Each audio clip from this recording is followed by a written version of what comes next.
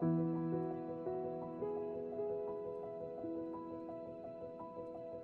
never imagined one day I'll tell people nilichomwa na dem. Because it looks so awkward to a point of how did she overpower you to a point of akuchoma? Yeah. Men have been accustomed not to speak most of the time. When people are having conversation about GBV, most people, 90% will think GBV only affects women. So the more you hide it, the more pain you get, the more traumatized you get.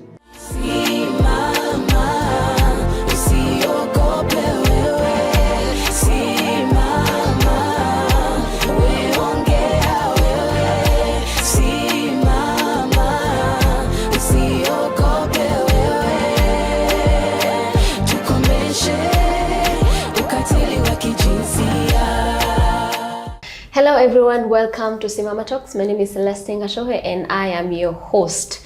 How have you been since the last time we saw each other? Mi nimekuwa vyema, nashukuru Mungu. It's a beautiful day to hear another story and to learn, to heal and to talk about dhulma ya kijinsia, gender-based violence. We are here to create awareness and to have everyone involved because we cannot do this alone. We need every voice. Yeah, one of the questions I get a lot is how do I come in? Naingilia na wapi na hizi mambo za dhulma ya kijinsia. It doesn't matter whether you've been through it or you know someone. Yani it doesn't matter at all. You could be wewe hujaipata na dhulma ya kijinsia, or you know someone you don't know, or you have been through it, or you are a survivor. We need each and every voice, and we are calling out to you. Have conversations in your villages, have conversations at home with your sisters, with your siblings, in school, everywhere. Let's have this conversation so that we create more awareness, na tujue, so that we put it in the open. So today I'm joined by a guest we've had before, Samuel. We've had his story. Kama hujasikia your story, you need to go back to, kuna repeats, kuna also on my YouTube channel. Go back and watch that story so that ushikanishe na leo. Leo we are talking about healing. We need to hear his healing journey so that atusaidie tuelewe how did he heal. There is physical, there is mental, there is the trauma. We need to know how he's coped, how it's been almost 12 years from the time the incident happened, and he's still going on. So tunataka tusikie hiyo. Without further ado, let's welcome Samuel. Karibu sana. Asante sana. Thank you for coming.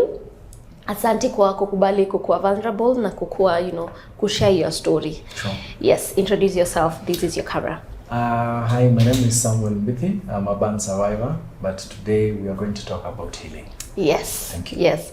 Karibu sana. So we talked about your story, and it was a very a sad story that happened, and we condemn every form of violence. But in this case we are talking about gender-based violence. Ulituambia vile kuliendelea, and now we are talking about your healing journey. Let's start with physical healing. You said after the hospital you said 14 surgeries. Yeah, 14 surgeries. Yes, and you're expecting another surgery. Yes. And before we continue, kabla tuone kwa healing, this surgery that you're supposed to have, it will be the 15th. It will be the 15th, yes. Oh God, 15th surgery. Yeah, reconstructive. Yeah, na hii surgery inakupromise a better life, a better, a movement with your body. Yeah. So and to give just an outlook, so that people don't look you as just mtu mwingine. Yeah. There are instances I find myself in situations whereby people are asking me a lot of questions. I am not afraid to respond to them. But questions like what happened. Oh. And when you look at this part in Imefura, they think it's goiter. Oh. But it's actually not. Yeah. So this is a part that most of the people they like concerned a lot. And by doing that surgery, it is more of reconstructive, yes. Yeah. And also to improve the outlook of or the appearance. Okay. Yes. To look more natural. Yeah. So that at least hata watu pia kuna ile watu wanashangaa wakikuangalia kila time. And I think sometimes it can be uncomfortable. And all the questions and all that. And we are here to support you. We are here to support your journey. He's come so long. Yani it's been a long time coming, and I believe with the help of our people and God, definitely the surgery will happen. So akona fundraising and he'll give us the details. Your fundraising, I actually have it. I can read it. The details on how we can support him so that you'll be part of the journey of Samuel's recovery. So here is the let me get it, just a minute.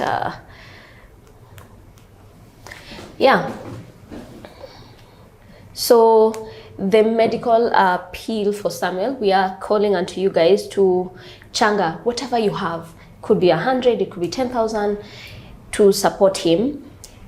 Pay bill number ni 522533. Pay bill number 522533, and account number is 9999059 94059. Na tunaomba Mungu akubariki before you even give. So give whatever amount you can so that we see Samuel's life improve and at least akaribie to what he wants, or even get whatever you want. Sindio? Sure.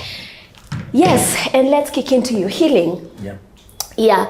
So how has it been, like, physically? Let's start with physically and then we go to emotionally and mentally. Physically, as you can see, of course. It's been a journey. It's not been an easy journey. It involves a lot of things. And I keep telling people that healing is not a one-day thing. It is a continuous journey. When someone wakes up and they tell you, or you see it like they are resilient, the resilience did not just come naturally. Iko na milima na mabonde yake. There are times you'll find, let me talk about the physical bit of it. Movement becomes a little bit difficult. The outlook on how people are looking at you also becomes a problem, They will take it like you are not a normal person, or whatever happened. Kuna hiyo stigma. Kuna hiyo stigma. Other people watabaki na maswali mingi unanswered. I used not to tell what happened.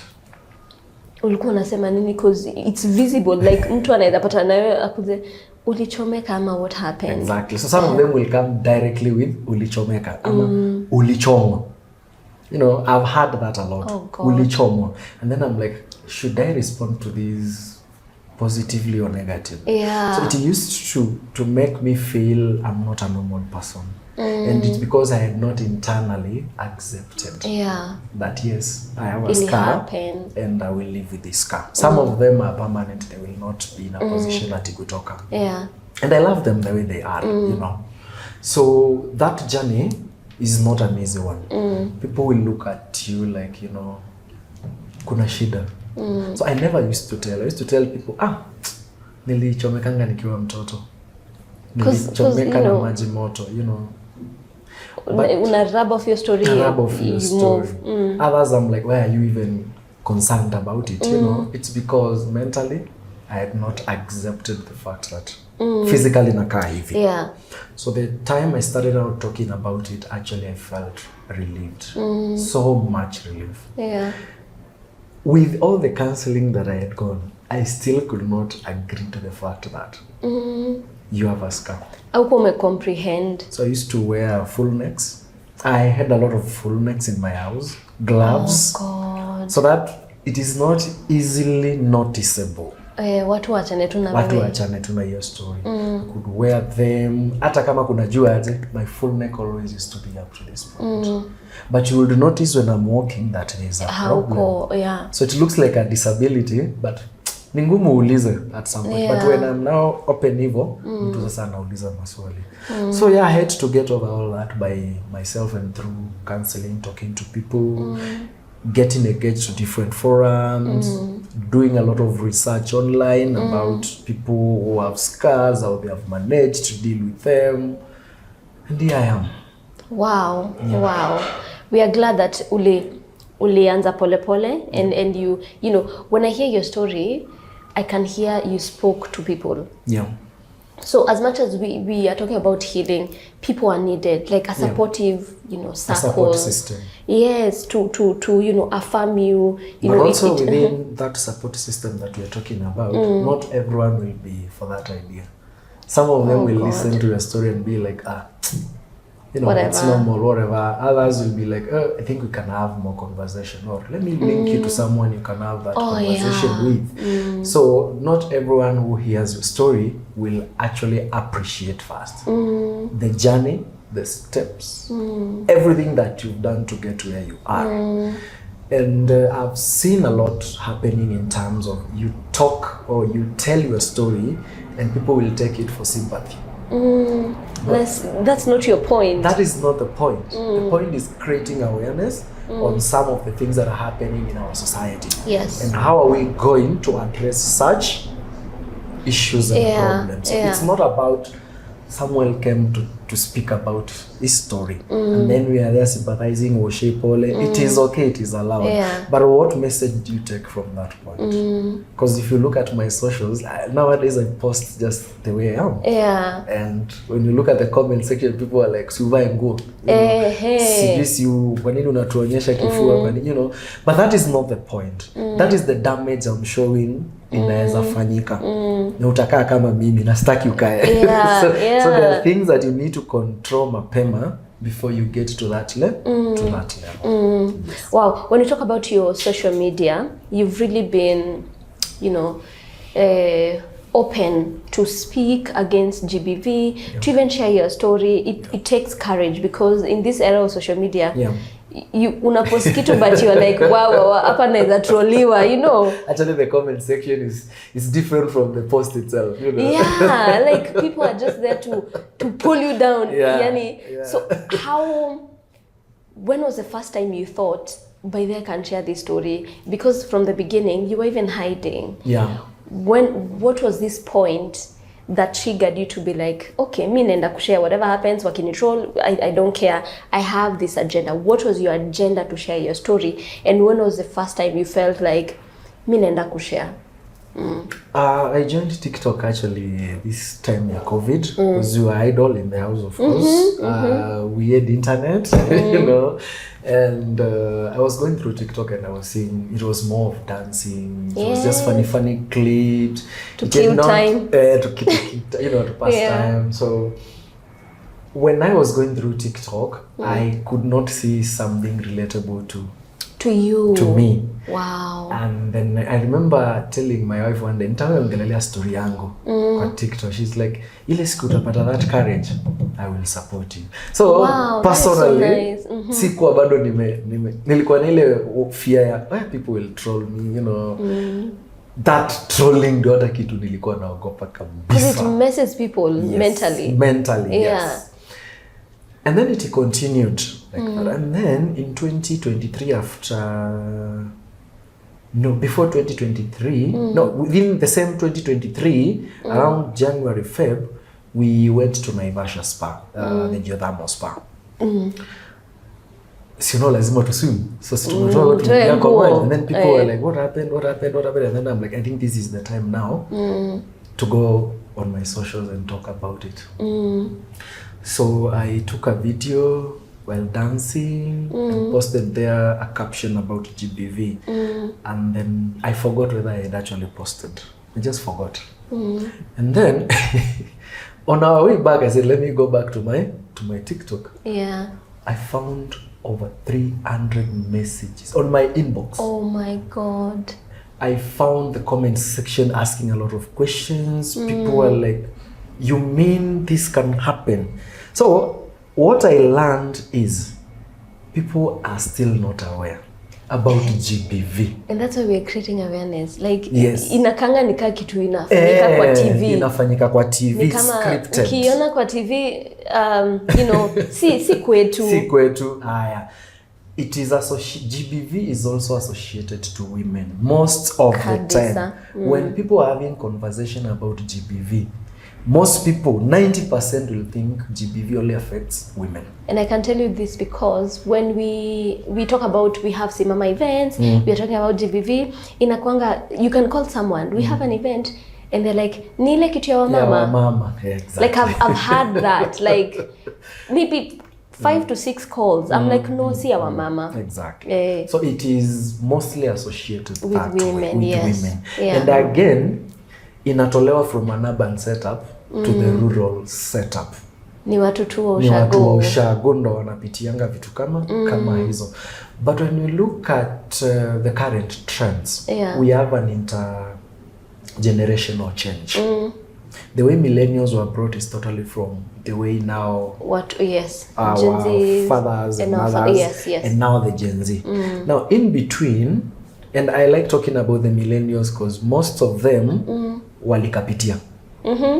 We've not been brought up in the smoothest and soft way of life. Hatukusikika. Hata sijui tulisurvive aje mentally. Hatukusikika.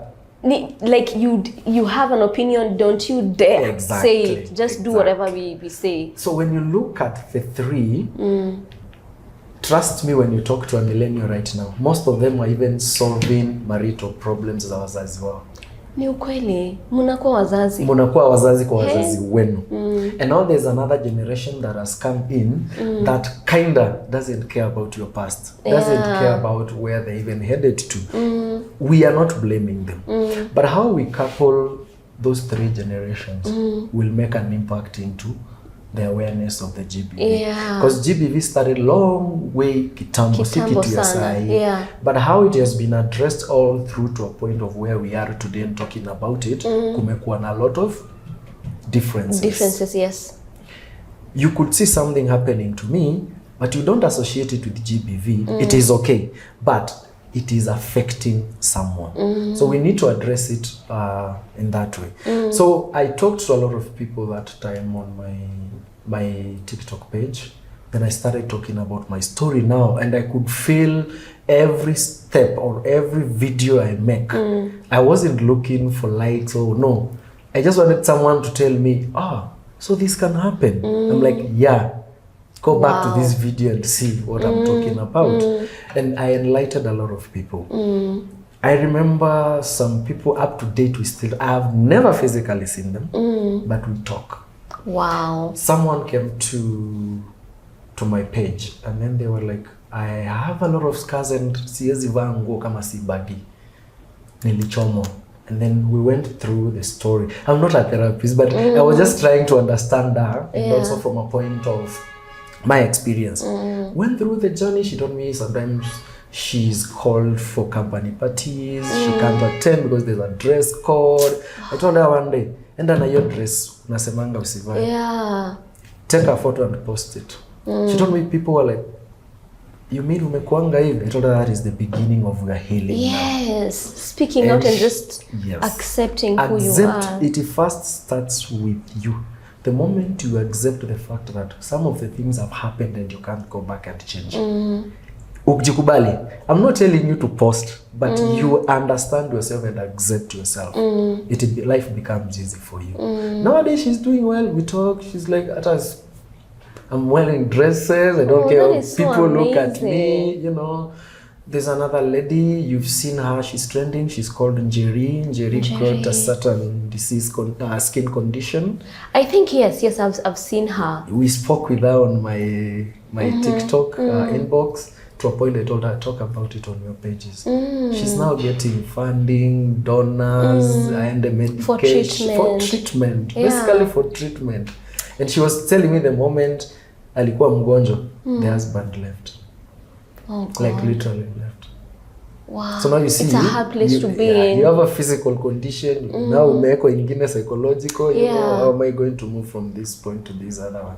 So speaking out is very important. It gives you courage. You don't know inatoka wapi. Like for me, I find myself speaking about the story and then najiuliza tena, did I say that? Because I never imagined one day I'll tell people nilichomwa na demu. Because it looks so awkward to a point of how did she overpower you to a point of akuchomi. Yeah. And when you look at our society, there is how the man has been put. Yes, we are told he is the leader. Yes, we are told a lot of things about a man. Yeah. He's a provider, nini. Na mwanamke vile amewekwa pia kwa society is totally different. Right now women are very empowered. But when you look at millennials and look at most of the problems with the relationships we have currently, they are falling in between millennials. Yeah. Because of the culture and the society that brought us up. It brought us in a way that there are things you can't question. Yeah, there's a programming. There's a programming, yes. Ukiamka, you know you're supposed to do one, you cannot divert from that.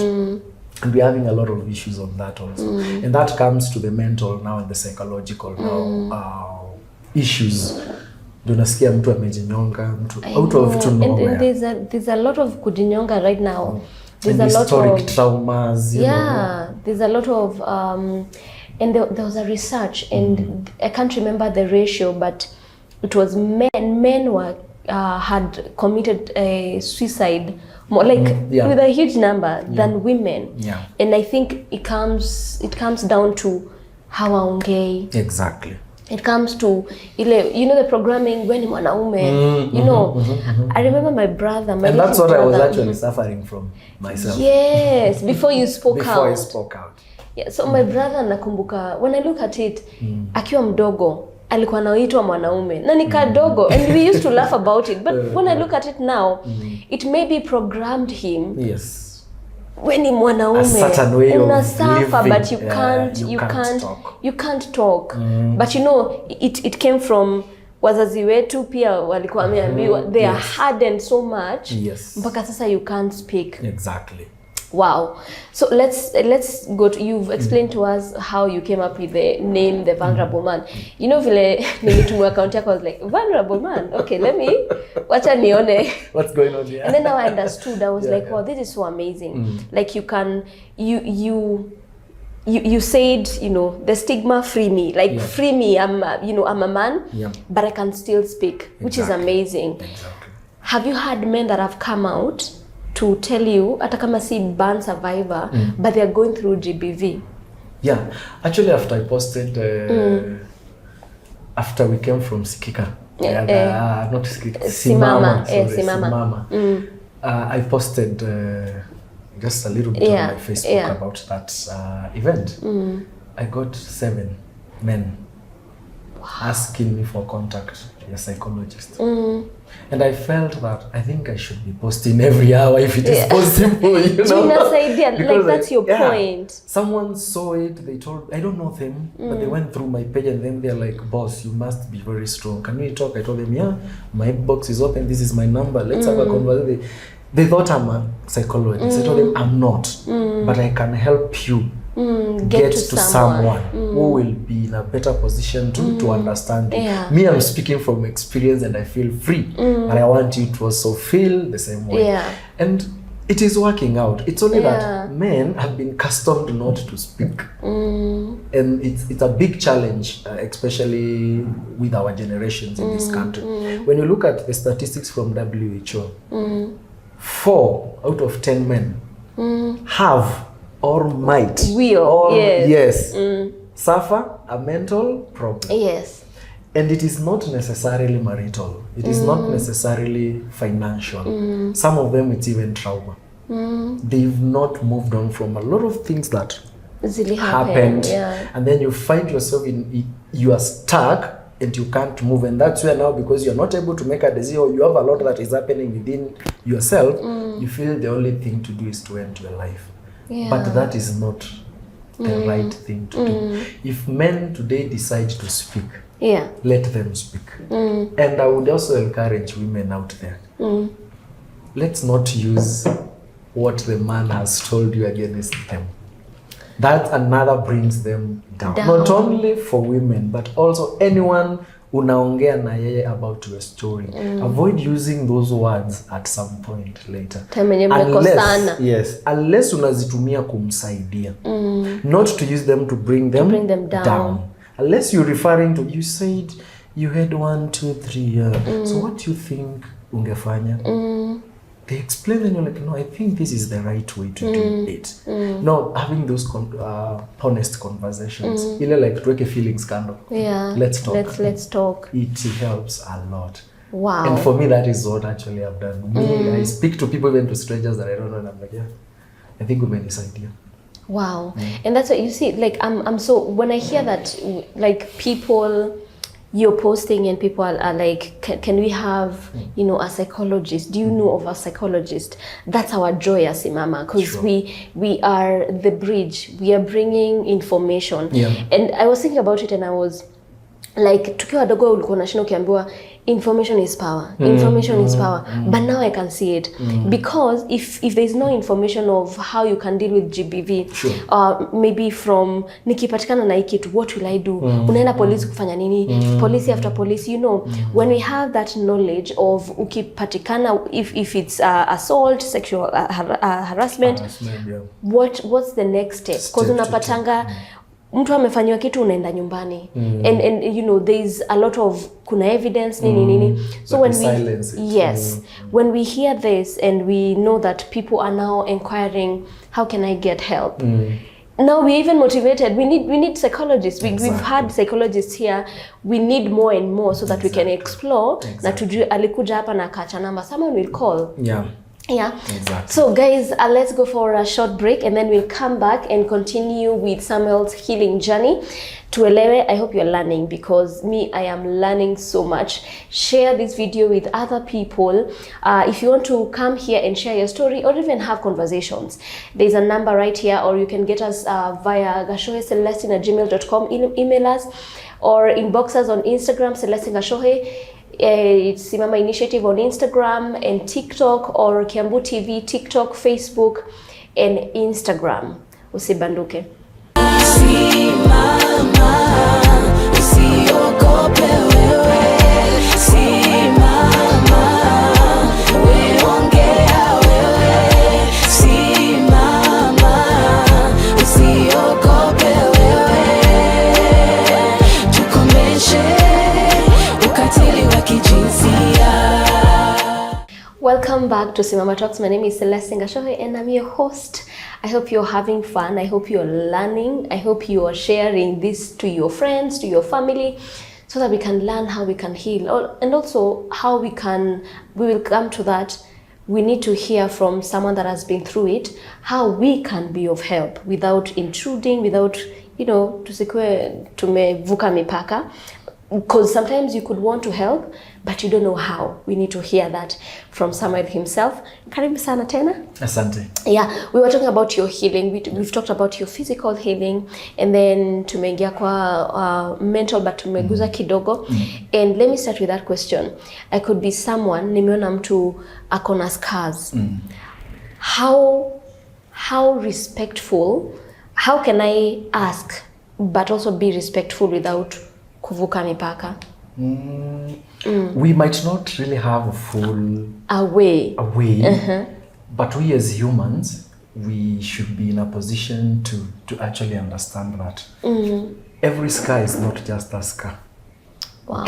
Okay.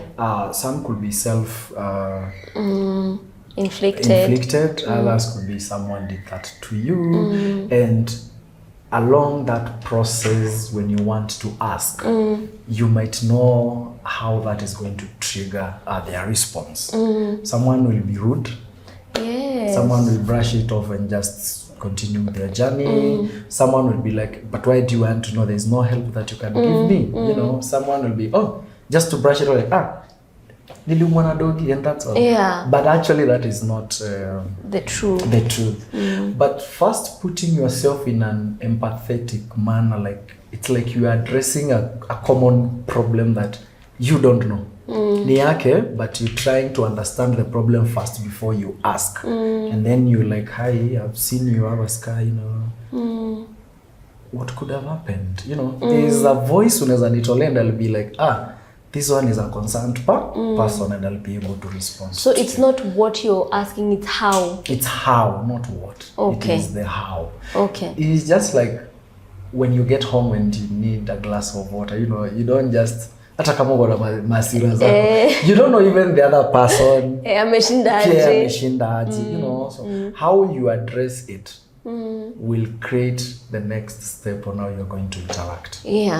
So let's go to your mental healing, because we've talked about how it affected your self-esteem and now it makes you hide, hautaki kuongea, you know, you're lying about it, which is very understandable.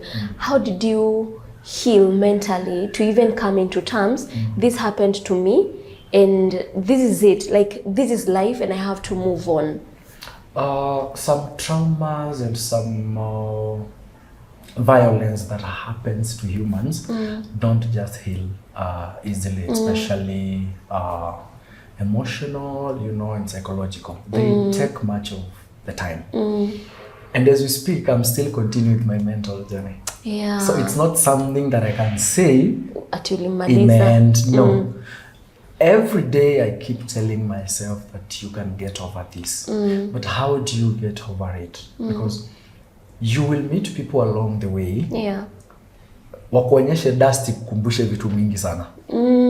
You'll meet someone today on your daily interactions za kazi, you know, family and all that. And they say something and it brings about inakurudisha tena nyuma. So I always tell myself and the people that I talk to, it is always a journey. So every day when you wake up, just don't put it in your mind like, I know I'm dealing with this and this and this. It will hurt you more. Just know it at the back of your mind and you work on it. Have people to take you through the steps. People will tell you it's gonna be okay, but very few will tell you how to be okay. Or the process of being okay.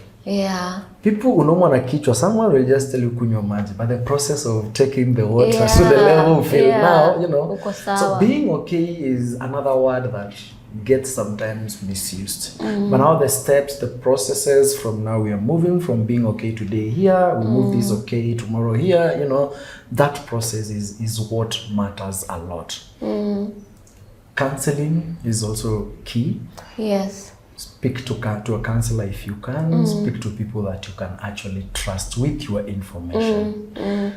Psychologists, counselors, therapies, they hold a lot of information.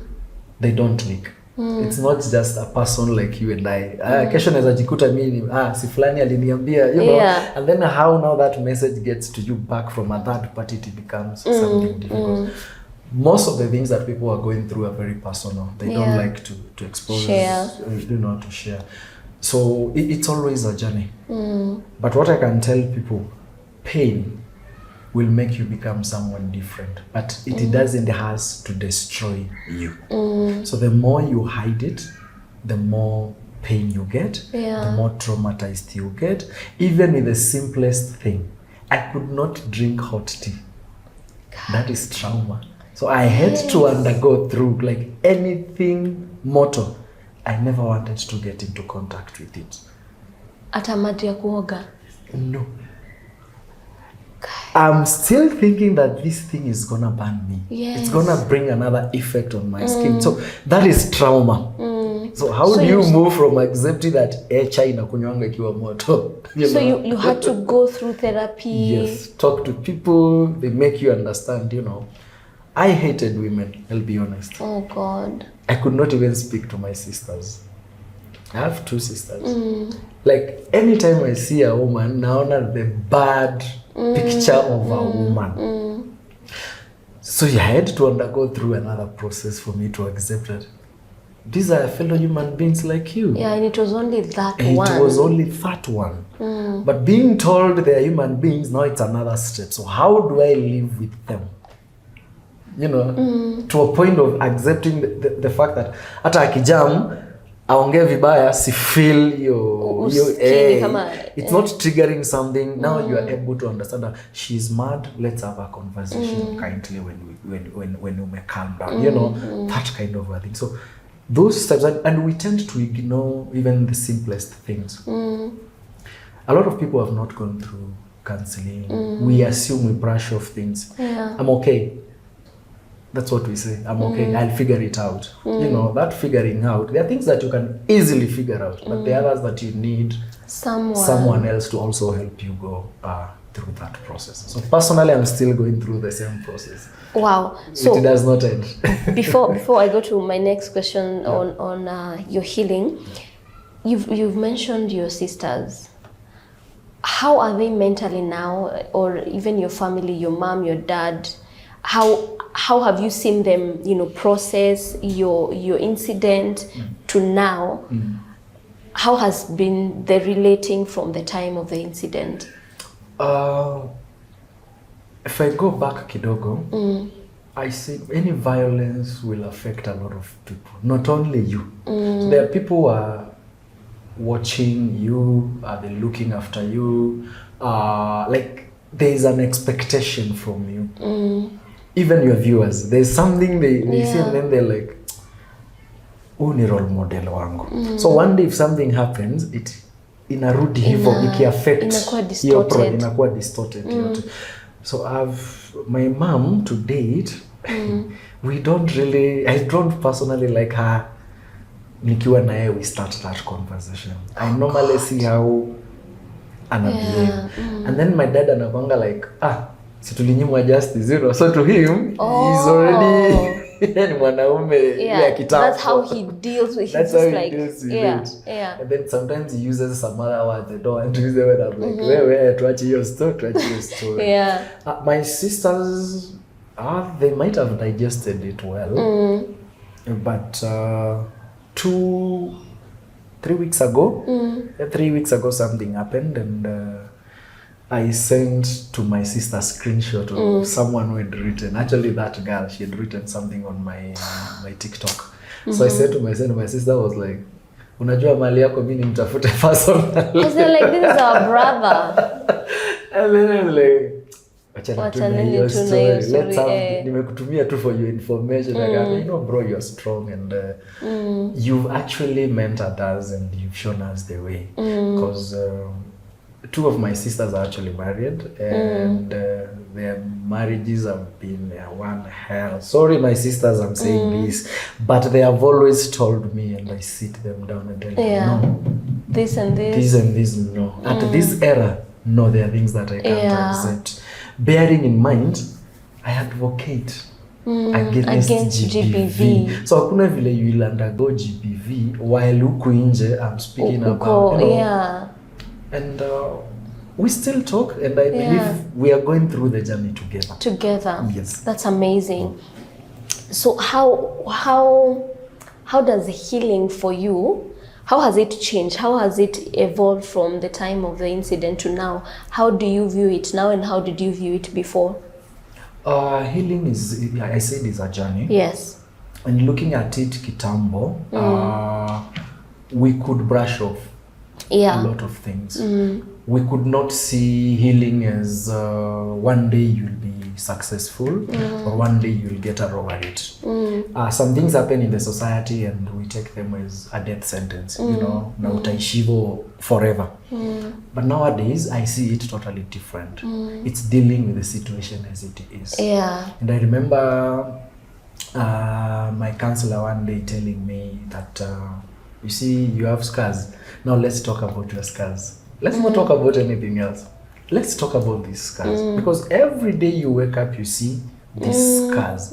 Everything you're doing, every person you're interacting with, they're able to see those scars. So how do you yourself first look at those scars? And that actually opened me a lot. I was like, enyewe, hata nikibrush meno, natumia the same hands, you know. I'm eating, I'm using the same hands, I'm interacting with people, they are seeing, and some of them will be like, oh shit, hata nikisalimia mtu, some of them still think kuna hiyo pain, you know. So dealing with the situation as it is and accepting the situation, it's part of the healing. So healing will not start today and end tomorrow. It will be steps, every day. step. But with the right people, you'll realize actually some of the things that happened to you will never define you in life. Wow. You will have that confidence at any given time. You will have it. But the fact is, jikubali first. I was speaking to another lady the other day, and she was telling me she has a problem and she's just wondering how I'm able to come out clean, speak about it, and I don't care what people say. I'm told her it's because nimejikubali. Unikubali wewe ama utaki, it is still okay. It is none of my business. Me, there's a message I want to pass at the end of the day. So kujikubali na ukubali whatever happened is not going to define you. Yeah, and that is so important, because it's very easy for us to be defined by things that we've been through. Sure. And being stuck there. Yeah, and being stuck there. And I think one of the things I've taken from you is there's a lot of people, have people speak. Yeah. So that at least you will be able kutoka, utoke kwa, just tell unshackle me, because it can, have bondage on you for the rest of your life. True. Na kabisa unashindwa kutoka. You've heard of people who do some things and then after naulizwa, they're like, I didn't even notice I did that, That's trauma. Someone commits murder and it's like a normal thing to them. But when a mental test is done to them, you realize, well, there is a lot to that. And I would like to encourage, especially men. Especially men. We can sit down, have 2 beers, but you will not notice there's a problem with a man until the next day utaona kwa news. Until suicide or something. And we sat the whole night tukiongelelea football, talking about cars, talking about investments, talking about other great things. But you'll never hear a man speak about what they are going in their marriage or relationship. Because we tend to be so conservative. No, I'll figure it out. Sasa nikiambia huyu bibi yangu anafanya want, how will they take it? No, that is not the point. And if it is not working, it is not working. Stop forcing. Kabisa. Stop forcing. Stop forcing if it's not working. Sure. So, we would want to understand, how has your journey or whatever happened, how has your relationship and the incident changed how you view yourself? I told you it was hard to keep relationships after that incident. I can imagine.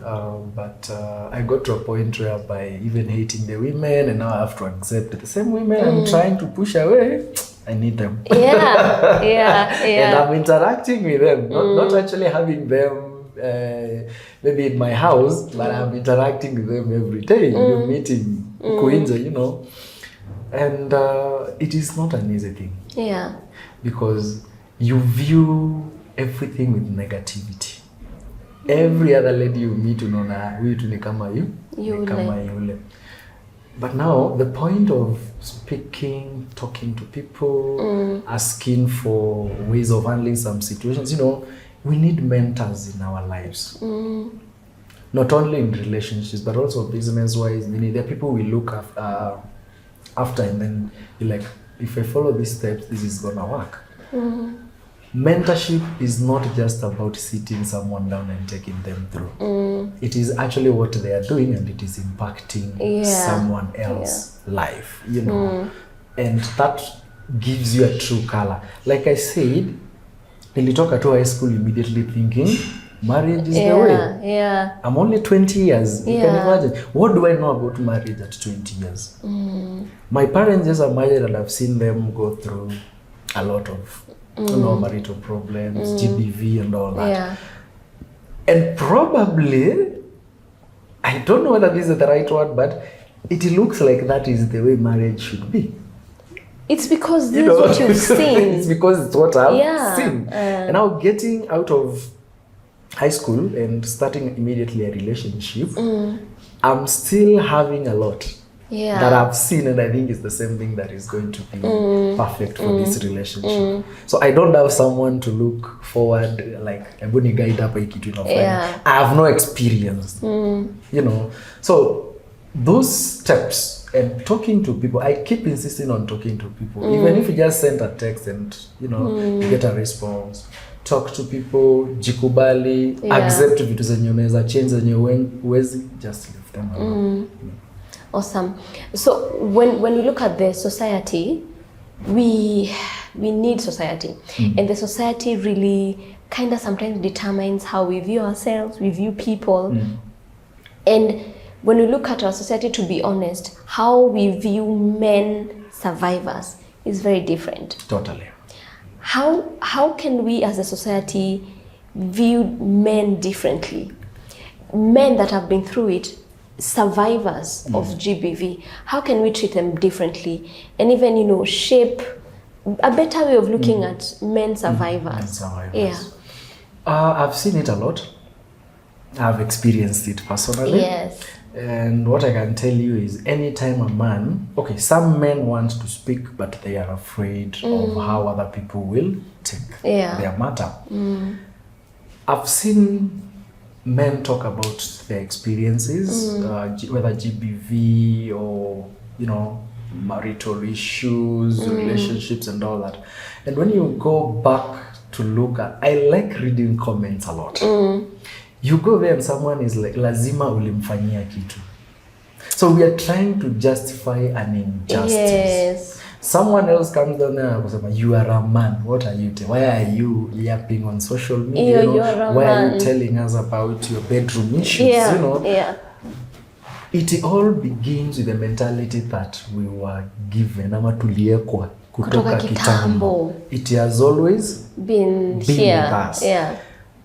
We have not accepted the fact that we've moved from those times. Yeah. And we're living in a different time, you know.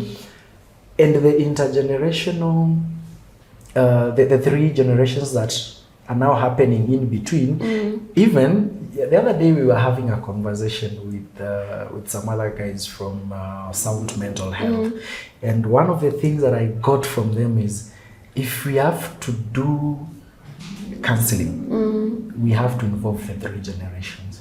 Things have totally changed, but to a point of hii generation ikubali hii nayo inataka kuishi hivi, we have a big problem in between them. But the way counseling was during our days is totally different from today. Yes. You remember we used to be told, enda kwa shush, enda sisi kama boys, we go to Guka ndio wanatuongelesha how to live with your wife, you know, when you become a man and all those stories, you know, and then ladies will be taken to their shush or auntie and all that. Yes. Do you think that still can work? Sasa watu wanashanga hata unapata huyu hasikizani na yule auntie. Exactly. Sijui huyu, like, so unapata watu sahi wako like, mimi auntie simpendi, ama huyu auntie mimi siendi kwake. Now, those generations kumekuwa na hiyo gaps na mismatch mingi sana. And when you look kitambo, generation ya wazazi wetu, it was more of family. Yes. When you marry, you're supposed to do 1, 2, 3. When you get married, 1, 2, 3. No education being put across, no investments being put across. You know, it revolves just to financial advice. Ni mwende mkisonga. Hakuna. Now wao wakitoka pale, there is now us. It is them now to take us through also the same process. But it also focuses more on marriage. Yes. Now, when it comes to another generation, it is more, it wants financial stability. Yes. So how do we merge easy generations to a point of we can clearly understand each other, and that violence is not something good, because kitambo kupiga bibi, it was like a normal thing. Ilikuwa ina happen kabisa.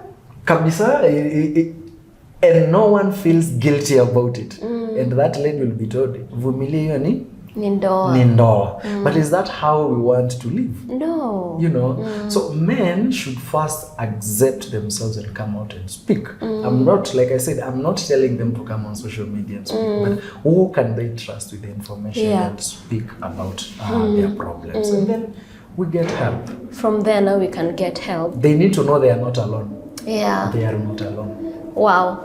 Thank you so much for sharing with us. Tunashukuru sana. We've learned a lot. I hope you've learned, because for me, nimesoma sana.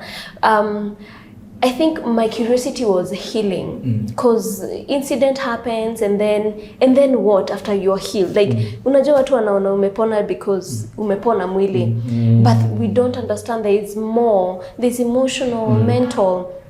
Exactly. But one thing I've learned from your story and from your healing journey is people. It's important to have a good circle around you to help you through the journey. Yeah. So asanteni sana kwa kukaa na sisi na kusikiza story ya Samuel.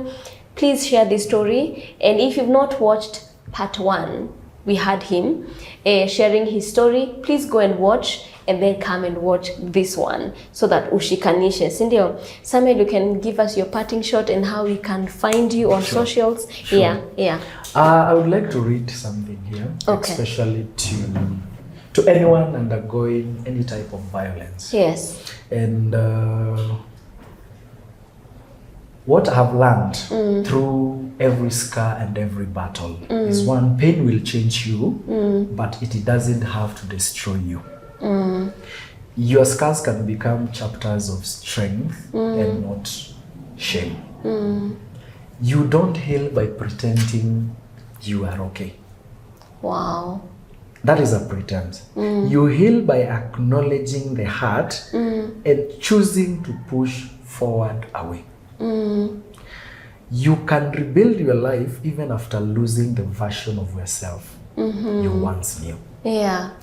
And every step counts, even the small ones. Yeah. They count. You deserve support, understanding, love that sees your worth and not your wounds.